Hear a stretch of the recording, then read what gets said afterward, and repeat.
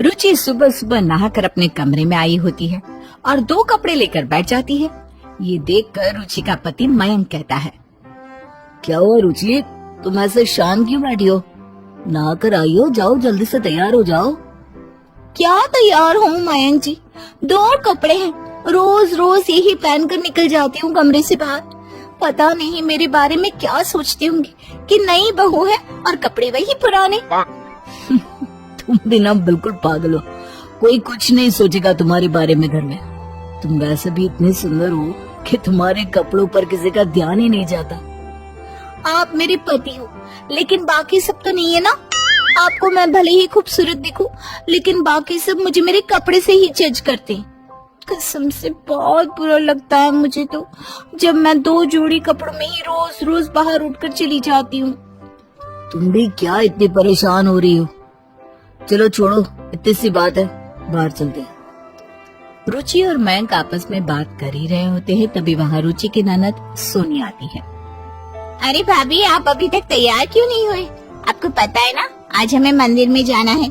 मुझे तो लगा अब तक आप तैयार भी हो गई होंगी। मैं तैयार हो ही रही थी लेकिन अपना हाल देखकर ना बहुत बुरा लगा। कुछ है ही नहीं पहनने को। तुम खुद बताओ सोनी, एक नई बहू बाहर मंदिर ऐसे ही चली जाएगी क्या सादे से कपड़े में? लोग भी देखेंगे तो पता नहीं क्या बोलेंगे मेरे बारे में। मुझे तो लगा आपको ये सूट बड़ा प्यारा लग रहा है, इसमें क्या खराबी है? आप तो इसमें बहुत सुंदर लगोगी। उस दिन देखा था मैंने, आप इसमें ना बहुत अच्छी लग रही थी, यही पहन लो। देखा रुचि, मैं पहले ही कह रहा था कोई तुम्हें जज नहीं करने वाला। तुम हर कपड़ों में अच्छी लगती हो, लेकिन तुम मेरी बात मान ही नहीं रही थी। अब तो मान गई ना, सोनी भी यही कह रही है। चलो अब इतना ज्यादा मत सोचो, जल्दी से तैयार हो जाओ वरना तुम ही लेट हो जाओगी और बाद में बोलोगी मैं लेट हो गई। मैं नहीं जा रही कहीं। आप दोनों भाई बहन को तो मेरा दुख दिखता ही नहीं है। अरे नहीं बहू, ऐसे कुछ भी पहन के चली जाए तो लोग तो बातें बनाएंगे ना। आप लोगों को तो फर्क पड़ेगा नहीं। मैं नहीं जा रही आपके साथ, जिसको जाना है खुद चले जाओ। अरे तुम तो गुस्सा हो गए।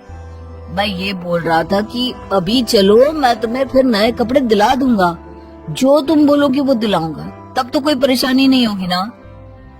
भैया कपड़े तो दिला ही रहे, और रही बात अभी क्या पहनने की, तो मेरे पास ना एक नया सूट पड़ा है, मैंने कभी नहीं पहना। शायद वो आपके लिए ही बना था। अभी मैं वो लेकर आती हूँ, आप वो पहन लेना, फिर तो कोई दिक्कत नहीं ना आपको। आप लोग इतना बोल रहे हो तो फिर मुझे क्या परेशानी होगी। ठीक है, मैं चल लेती हूँ, लेकिन याद से मयंक जी मुझे दिला देना नया सूट। और सोनी, जो तुम मेरे लिए अपना नया वाला सूट लेकर आ रही हो ना, वो मैं तुम्हें वापस नहीं दूंगी, क्योंकि वो नया है ना, तो मैं क्या वापस दूं, मैं ही रख लेती हूँ, ठीक है ना। रुचि ऐसे ही हर जगह कपड़ों के लिए रोती रहती और सबसे कपड़े लेती रहती। ऐसा कई दिनों तक चलता है। कुछ दिनों बाद करवा चौथ का त्योहार आने वाला होता है, तो रुचि अपनी सास के पास जाकर कहती है, माँ जी, मैं ना करवा चौथ का व्रत नहीं रख सकती। क्यों बहू, क्या हुआ?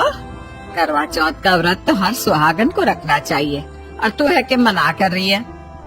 माँ जी आप ही बताओ, करवा चौथ का व्रत लाल नई साड़ी पहनकर रखा जाता है, और वो भी दिन में अलग पहनी जाती है, रात के समय अलग।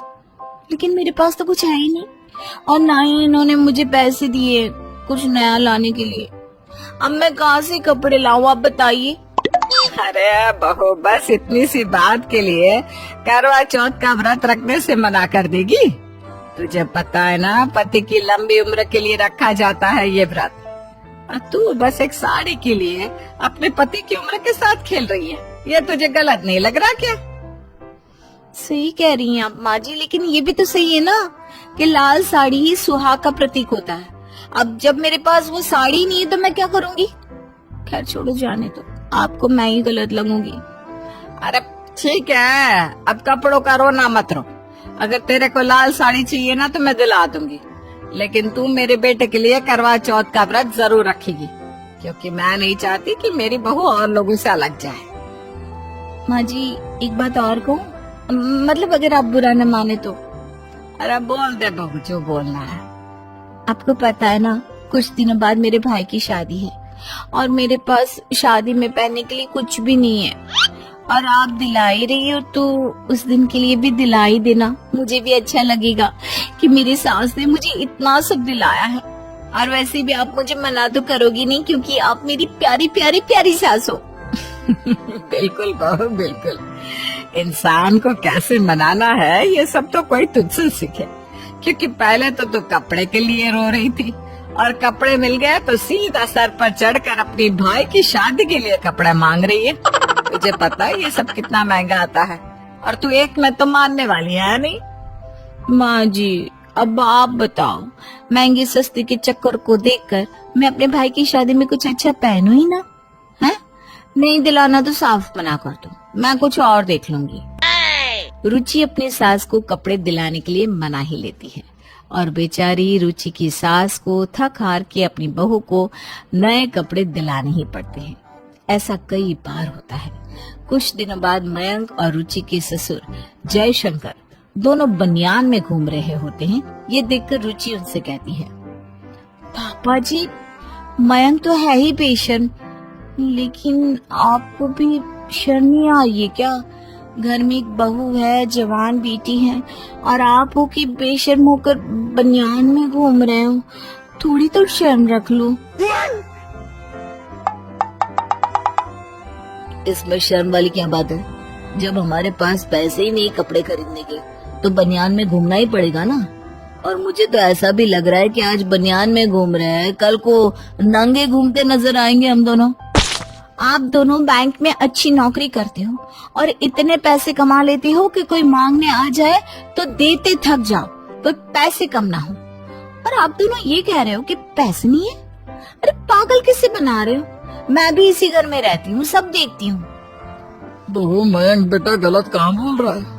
अब तुम खुद बताओ, सारे पैसे तो तुम्हारे नए नए कपड़े खरीदने में चले जाते हैं, फिर भी तुम्हारा रोना बंद नहीं होता। और हम यहाँ 2 शर्ट में पूरा महीना गुजार ले, फिर भी कभी शिकायत नहीं करते। और अब तो वो खरीदने तक के पैसा नहीं है। कोई बात नहीं रुचि, तुम इतना परेशान मत हो, हमारा क्या है, हम तो अपना काम बनियान में भी चला लेंगे, लेकिन हम तुम्हें ना रोज नए कपड़े दिलाएंगे। बिल्कुल, अब तो कोई परेशानी नहीं है ना तुम्हें, और अगर है तो पहले बता देना, हम बनियान पहनना भी छोड़ देंगे अब। अपने पति और ससुर की बात सुनकर रुचि का मुंह बंद हो जाता है और वो चुपचाप अपने कमरे में चली जाती है। अपने पति और ससुर को ऐसे कई दिनों तक बनियान में घूमते देखकर रुचि को काफी बुरा लगता है। और ऐसे ही कुछ दिनों बाद रुचि सबके पास जाकर कहती है, आप लोग सही कह रहे हो, मुझे बिना बात इतने कपड़े नहीं लेने चाहिए। मैंने सारी अलमारियां भर दी, फिर भी मेरे नए कपड़े लेने का भूत नहीं उतरा। मुझे माफ कर दो, अब आगे से ऐसे कभी नहीं करूंगी।